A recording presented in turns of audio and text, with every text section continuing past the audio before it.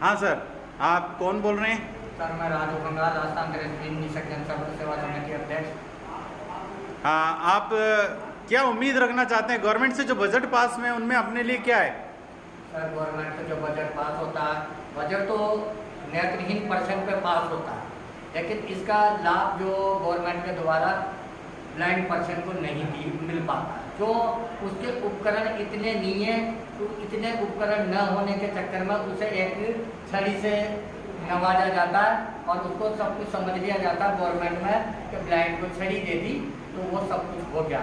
जबकि हमारे यंत्र जितने फिजिकली हैंडीकैप्ड विकलांगों के प्रति जो wheel chair, tricycle, electronic chair, scooty, battery वाली गाड़ियाँ, इतने उपकरण न होने के चक्कर में हमारे कुछ जिन्हें उपकरण होते हैं तो वो नज़र में नहीं आ रहे गवर्नमेंट के, या गवर्नमेंट देखे से अनदेखा कर रही है। ब्लाइंड पर कोई ध्यान नहीं दिया जाता है। 2-4 उपकरण होते हैं वो भी उसे वक्त पे नहीं मिलते हैं। पढ़ने वाले छात्रों को भी वो चीज़ें नहीं मिलती है जिससे वो पढ़ाई लिखाई अपनी आगे बढ़ा सके और अपना सुचारू रूप से अपना कार्य कर सके। वो उनको जो यंत्र है वो समय पर उपलब्ध नहीं हो पाते हैं और उसके लिए गवर्नमेंट के पास बजट न के उपलक्ष्य में होता तो वो नहीं मिल पाता है। क्यों? आपके दिव्यांगों के लिए तो बहुत सारा बजट दे रखा है, सर, फिर आपको क्यों नहीं मिल रहा? सर बताया गया है ना कि बस ब्लाइंड को एक गवर्नमेंट उसी समय देखा करती है, या तो उन्हें जब मतदान की जरूरत हो या उनको वोट लेने की जरूरत हो, उसके अलावा वो ब्लाइंड को जानती नहीं है कि होता कौन है। नहीं तो केंद्र सरकार से तो बहुत सारी सुविधाएं मिली है, लेकिन कुछ सुविधाएं हमारी जो राज्य सरकार है वो उसको लागू करती ही नहीं है। तो जो केंद्र सरकार से, स्टेट सरकार से लाभ मिलना चाहिए, अभी मैं केंद्र में देखता हूँ कि केंद्र की जो पेंशन ही है वो इतनी ज़्यादा है। पहले हमें 750 रुपये, अभी कुछ माह पहले उसको 1000 रुपये किया गया, लेकिन बाकी वो भी पिछले 2 महीने से नहीं आ रही है और आगे क्या होगा क्या नहीं होगा उसके बारे में कुछ नहीं कहा जा सकता। लेकिन जो केंद्र सरकार का लाभ है वो राज्य सरकार नहीं दे पाती। नहीं तो आप क्या उम्मीद रखना चाहते हैं गवर्नमेंट से?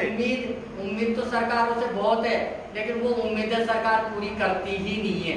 अच्छा, आपको पिछले 4 साल, 3 साल, 2 सालों में दृष्टिबाधित व्यक्तियों को कोई गवर्नमेंट की तरफ से सहायता या कुछ अनुदान मिला है किसी तरह का? सर किसी तरह का अनुदान मैंने पिछले 5 साल में और आज तक में केवल छड़ी के अलावा कोई अनुदान नहीं पाया है गवर्नमेंट से। आपको गवर्नमेंट से और क्या क्या प्रॉब्लम है, जिस तरह से आप किस तरह से नहीं मिल पा रही है आपको सुविधाएं? सर जैसे मैं नहीं मिलने का कारण तो ये प्रशासन की असुविधा और जो ब्लाइंड के प्रति लापरवाही है उसके प्रति ही मानता हूँ। सबके काम होते हैं, हमारे ब्लाइंडों के काम क्यों नहीं होते? और मैं ये समझता हूँ कि इतना बजट पास होने के बाद तो गवर्नमेंट को परेशानी नेत्रहीनों से ही क्यों है, इसका जवाब मुझे आज गवर्नमेंट से भी नहीं मिल पा रहा। अब ब्लाइंड जो नेत्रहीन आदमी है वो डिपार्टमेंट में जाता है, कई बार डिपार्टमेंट में समस्या ऐसी आती है कि वो जाने के अंतर्गत उनको अधिकारियों को मिल नहीं पाता, मिलते भी हैं तो उनको वो सफलता नहीं, और ब्लाइंडों को वैसे जाने में परेशानी होती है।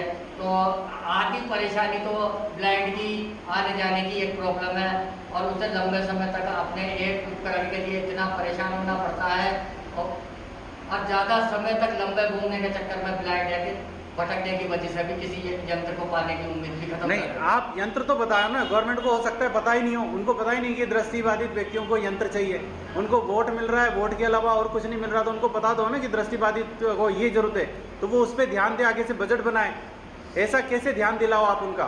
सर देखो सर, हमारे लिए सबसे बड़ी बात, जैसे अभी हमने मोबाइलों के फॉर्म भरे थे, हमारा यंत्र अभी नया ऐप की वो नया उसकी वर्जन की स्टिक आई, वो भी हमें अभी उपलब्ध नहीं हुई। दूसरी बात जो स्मार्टफोन है वो उपलब्ध नहीं हो रहे। पढ़ने वाले बच्चे हैं हमारे कई जिनको लैपटॉप और दूसरी बात ये टैबलेट वगैरह जो इतनी आदि उपकरण वगैरह जो चाहिए तो वो हमें गवर्नमेंट दिलवाने में आ गया है और हमारे जो पढ़ने लिखने वाले बच्चे हैं उनका भविष्य उज्ज्वल बना है। और हम गवर्नमेंट से इतनी अपेक्षा करते हैं कि जितना हमारे नाम पर अनुदान दिया जाता है उसका 100% परसेंटेज हमारे ब्लाइंडों को मिलना चाहिए। आपका कोटा में क्या हॉस्टल है क्या?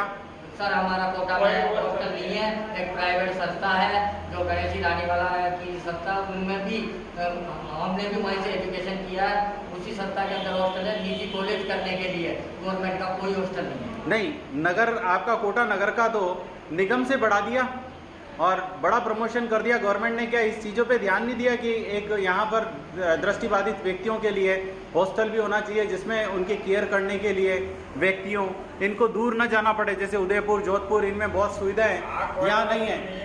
सर कोटा में जो जैसे देखा जाए, कोटा में नहीं, मैं ये अजमेर जोधपुर के अलावा और भी इतने संभाग है, अब तो 10 संभाग हो चुके हैं, लेकिन फिर भी कोटा में एक भी हॉस्टल नहीं है और ना गवर्नमेंट कोई स्कूल है अभी तक। तो गवर्नमेंट का 100% जो गवर्नमेंट पर आधारित है वो नहीं है। नहीं। और एक दिव्यांगों को आने जाने की जो प्रॉब्लम होती है, क्योंकि वो स्कूल इसलिए भी नहीं जा पाते क्योंकि उनका आने जाने का खर्चा उनके माता पिता छोड़ने की प्रॉब्लम होती है, जाएँ आएँ, तो उसके लिए कन्वेंस की कोई सुविधा वगैरह गवर्नमेंट की तरफ से हो सके दृष्टिबाधित व्यक्तियों को पढ़ाने के लिए, या फिर अगर वो नहीं जाएं तो उनको लैपटॉप सुविधा प्रोवाइड कर दे ताकि वो घर बैठे ऑनलाइन क्लासें अटेंड कर सके।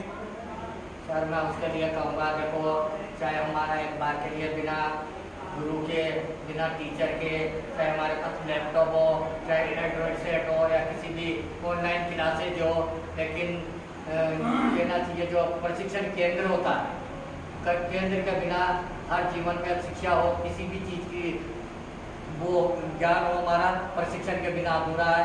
तो हम ये कहते हैं कि हमारे सभी चीज़ों के प्रशिक्षण है, जैसे ब्लाइंड हो, चाहे और भी जैसे मुखबधिर है, मंदबुद्धि वाले, उनका प्रशिक्षण केंद्र संभाग में एक ही हो गए पर पूरे होना चाहिए। और क्या उम्मीद रखते हैं आप? और दूसरी बात, जैसे पढ़ाई के लिए हमको हॉस्टल की, लेकिन मैं ये कहता हूँ कि कई लोग हमारे नेत्रहीन ही लोग जो घर में घर वाले वो नहीं करते हैं, उनको सही नहीं समझ पाते, घर से निकाल देते हैं। तो मैं गवर्नमेंट से गुजारिश विनती करूँगा, पुनः और विशेष विनती करूँगा कि जहाँ इधर उधर जो बाहरी ट्रेनिंग सेंटर है, इधर उधर समय काटते हैं या भीख मांगते कई जगह पड़े रहते हैं, तो मैं कहता हूँ 2 वक्त की रोटी और रहने का आश्रय, ऐसा कोई ट्रेनिंग सेंटर हो जिसमें उस रोज को मिल सके, वो इधर उधर भीख ना मांगे, 2 रुपये सरकार भी कमाए, 2 रुपये उसको भी मिले और वो अच्छा जीवन जी सके।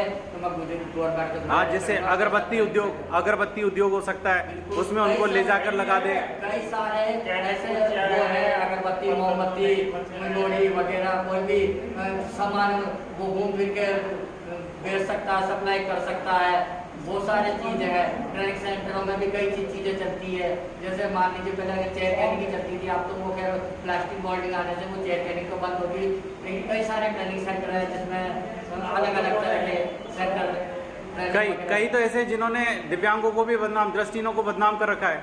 दृष्टिहीन के भांति होते नहीं है, बट दृष्टिहीन बनकर भीख मांगते रहते हैं और बाद में अपने आप भाग जाते हैं। सारी चीज़ जब पैसा वैसा इकट्ठा करते हैं, दृष्टिहीन के नाम से पैसा इकट्ठा करते रहते हैं, जैसे काला चश्मा लगा लिया और धीरे धीरे ऐसे चलते हैं जैसे उनको कुछ पता नहीं है। तो इनके लिए क्या कहना चाहेंगे आप? सर मैं इनके लिए तो ऐसा कहना चाहूँगा कि जितना ब्लाइंड आदमी, विकलांग आदमी जितना ये काम नहीं करता, उससे ज़्यादा तो दृष्टिमान लोग ब्लाइंड भी जिगनी टिकटों की आड़ में करते हैं और उनके नाम को बदनाम करते हैं, जबकि 100 में से 5% हमारा कोई दिव्यांग भाई, ब्लाइंड भाई, कोई किसी तरह से परेशानी में ये कार्य अपना तो सकता है, लेकिन जिस तरह से नॉर्मल इनकी आड़ में करते हैं, इतना हमारा दिव्यांग ब्लाइंड भाई गिर नहीं सकता।